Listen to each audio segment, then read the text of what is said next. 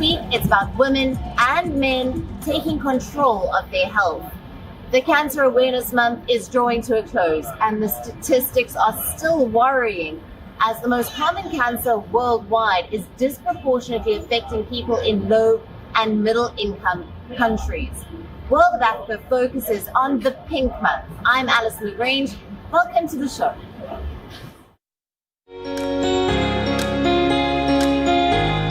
Pink, pink, and more pink everywhere.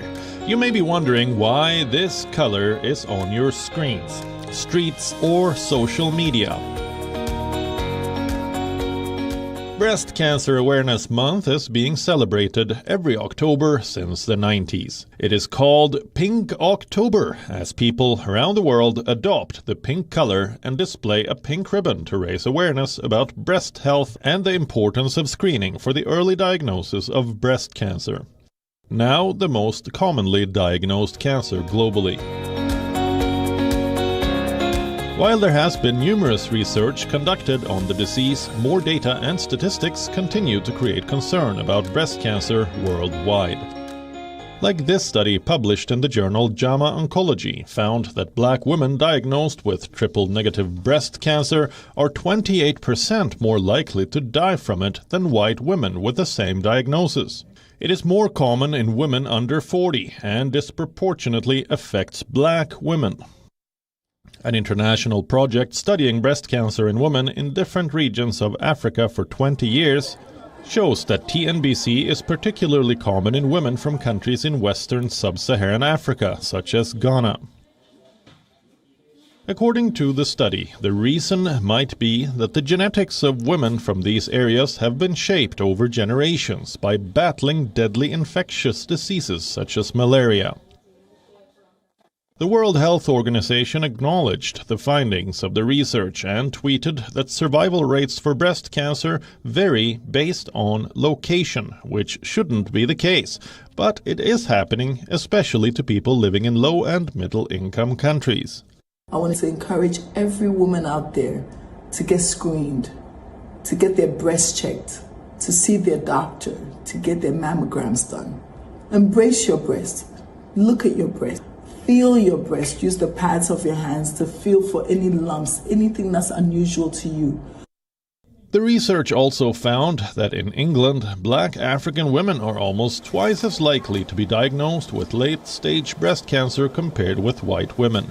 The NHS Race and Health Observatory is also calling for black women to come forward to be part of research. I'm here today as a black woman who is passionate about using my platform to encourage other women to prioritize their health, namely their annual well women's visits, mammograms, PAP, plus HPV tests. I lost aunts, not an aunt, but several family members to breast cancer, grandmother to cervical cancer, lung cancer, and it just keeps going on and on and on and on every time I look around. Before we even knew they were sick, because the practice of not wanting other people in our business and keeping these topics to ourselves is so deeply rooted into our culture.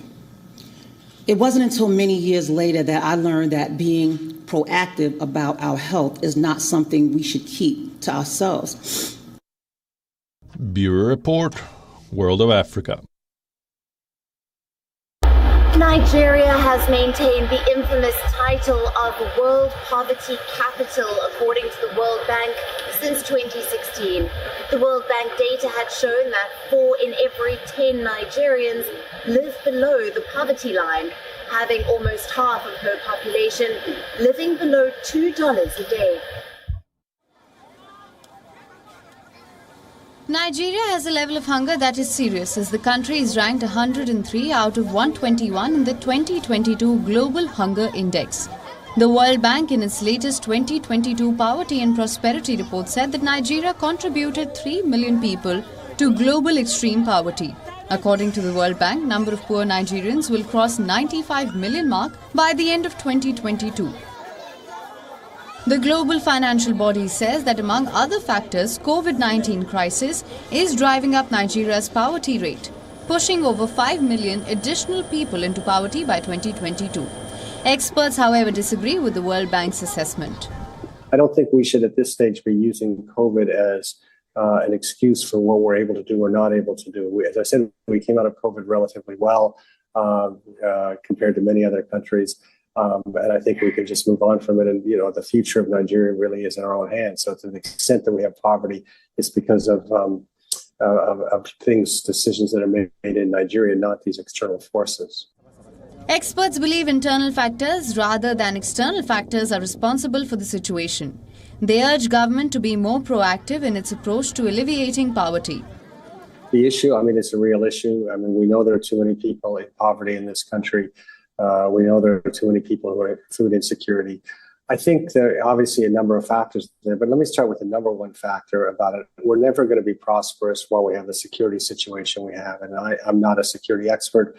I can't profess any advice about the security situation. But if you take agriculture for a moment, one of the biggest reasons we're seeing such high food inflation, which really puts pressure on everyone, but particularly the bottom of the pyramid and those in poverty in the nation, is because when we have insecurity, the farmers plant less. They feel insecure in the fields that are outside of the village, so they only plant very close to the village or within the village, and that reduces the food supply, which drives up the cost. Nigeria leads with the highest number of people living below the poverty line, followed by Democratic Republic of the Congo, with an estimated 67 million poor citizens. In third place is Madagascar with over 21 million poor citizens, followed by Angola with around 18 million poor citizens. Nigeria's President Muhammadu Buhari in 2021 claimed that his administration has lifted at least 10.5 million people out of poverty in the country, insisting that the government will pull 100 million of its current population out of poverty in 10 years. Ending extreme poverty, giving better health care, and achieving equality for women is one of the SDGs with a 2030 target. Despite the effort at achieving that, about 7% of the world have been predicted to still be in poverty by 2030, with Nigeria harboring over 16% of the global poor population. Quite a lot of factors have been responsible for Nigeria's maintaining the poverty capital of the world, as experts have called for a more deliberate effort and approach by the government in lifting its citizens out of poverty. From Lagos, Nigeria, Louisa Olani, WION, World is One. As drought continues to ravage the Horn of Africa, people living in big cities are turning to urban farming. Traditionally, rural areas used to supply food, but dwindling crops have forced city dwellers to become innovative. Here's a report from Kenya.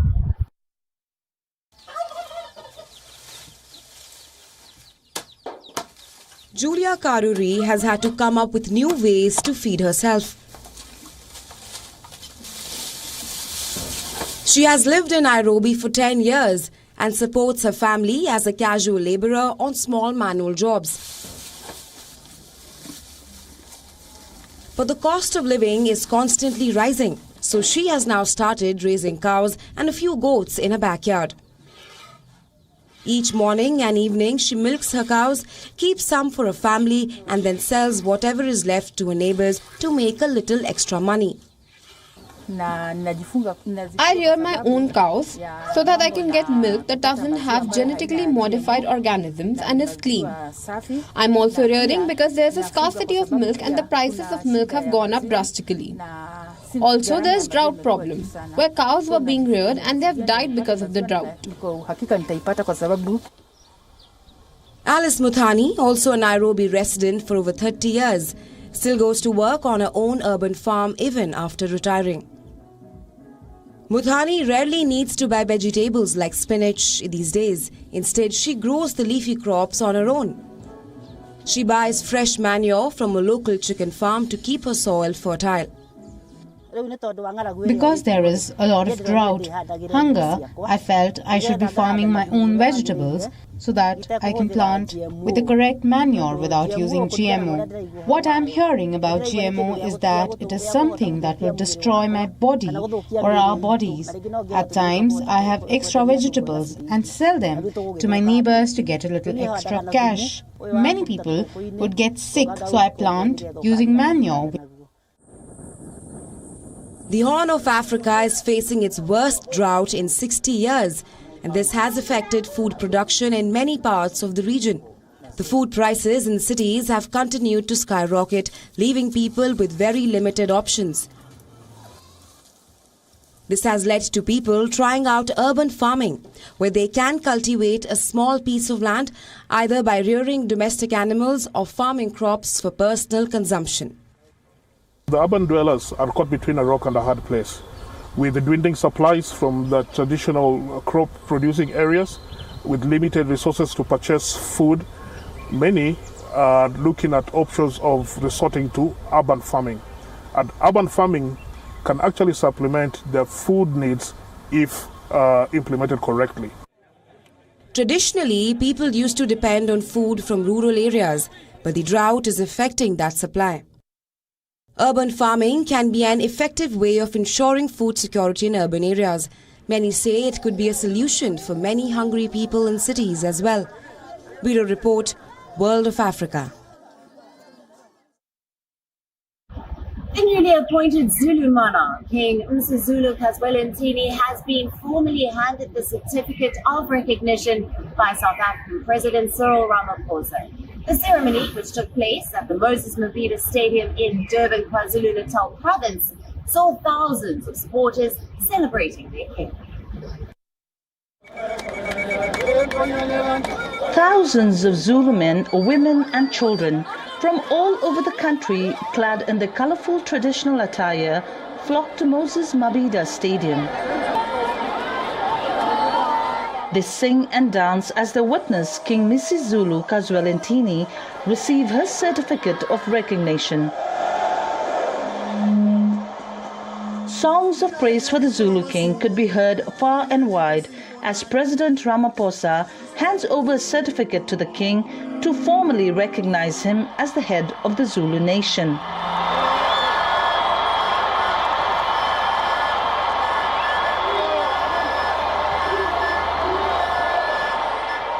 The last time our Zulu nation witnessed the coronation was 51 years ago. Your Majesty, you have picked up the mighty spear that has fallen. May your steady hand guide and bring stability to the kingship of Amazulu. You are the latest in a long line of great kings that have seen many challenges across the centuries. And today we also face many difficulties as a nation.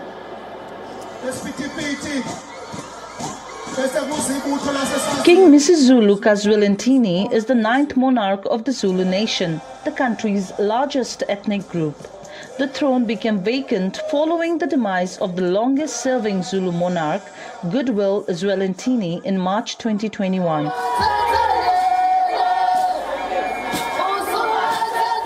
A royal feud soon ensued on who the successor should be. This state coronation puts an end to the embarrassing family battle.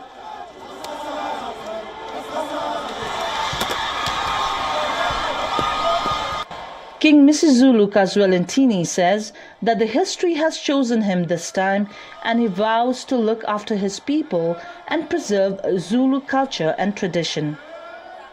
Today I am addressing you and the world as the one who rests on the shoulders of hope for the future of the Zulu, for their place under the sun and in the sun. I understand that history has chosen me at this time when the Zulu and other nations are facing several challenges. The state coronation was attended by monarchs from at least 8 African countries, international delegates, former heads of states, politicians, amongst many. The Zulu people displayed a spectacular culture and thousands came in attendance. This is Kalden Ongmo from Johannesburg, South Africa for WION World is One. And now a story from the world of fashion. Tebo Magugu, the celebrated South African designer, showcases his art with hopes that his success will inspire the young. Magugu recently launched a new collection with global sportswear brand Adidas. His clothes have been worn by celebrities such as Rihanna and Miley Cyrus, and in 2019 he won the prestigious LVMH for Young Designers. Hi, my name is Tebe Magugu. Welcome to my studio. Magugu is one of South Africa's celebrated fashion designers. The 29-year-old won the prestigious LVMH Prize for Young Designers in 2019. His clothes have been worn by celebrities, including Rihanna and Miley Cyrus. And he has recently launched a new collection with global sportswear brand Adidas. He says he's come a long way from where he started. I'm also particularly proud of it, because I think it showed people that if I can do it, someone from, the township, all those sort of things, and a lot of hardships along the way, can still sit in a room with Anna Winter, Naomi, and all those people, that they can do it too. And I think what's really special is that you see, if you follow the LVMH Prize since 2019, there's always been a South African in there. Earlier this month, Magugu showcased his Discard Theory collection at London's Victoria and Albert Museum.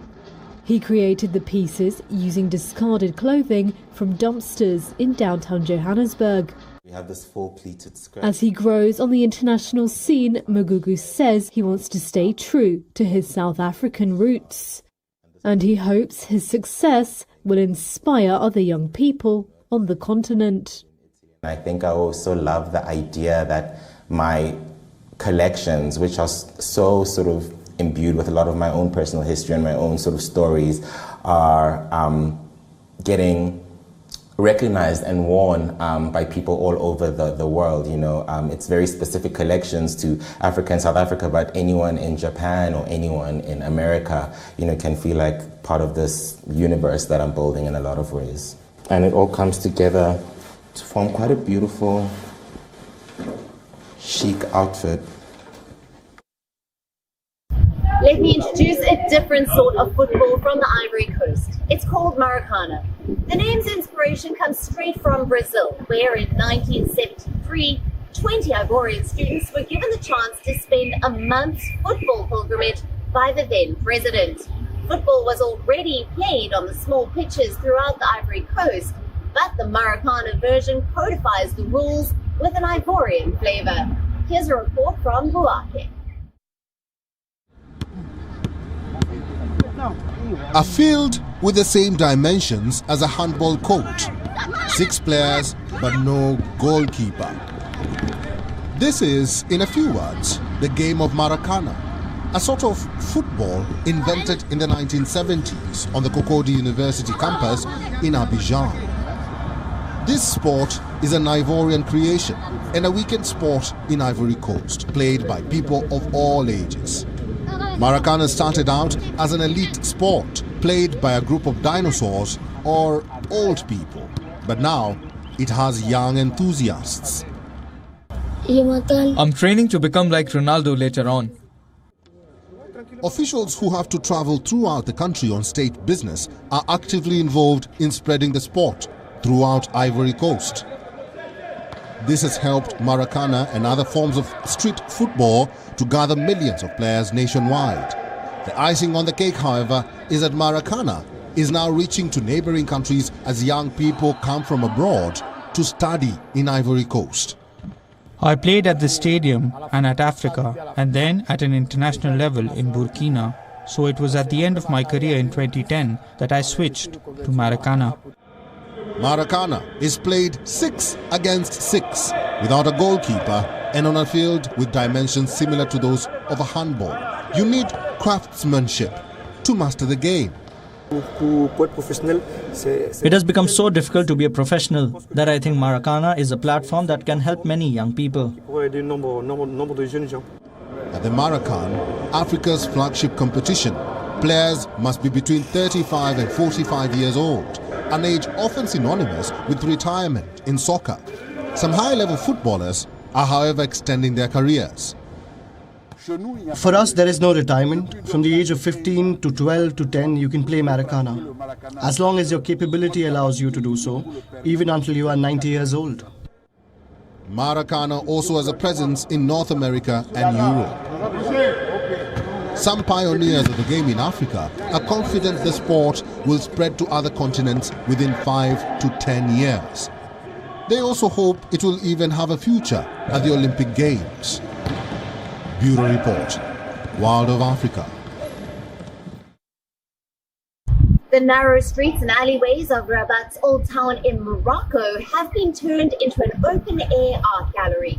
From portraits to abstract paintings, the work of many local artists was on full display, bringing many visitors to the capital. Here's a report. The Gulru project was started in 2021 in the wake of the pandemic. The artists wanted to share their creations with everyone against the backdrop of traditional architecture. The works eventually gained meaning in Morocco's capital, Rabat. This atmosphere that starts at 10 in the morning every day for 10 days is about the desire to share artworks, which are usually shown in galleries or in exhibition spaces. Whereas here the paintings are outside and available to everyone. Children, the elderly, everyone can access the paintings.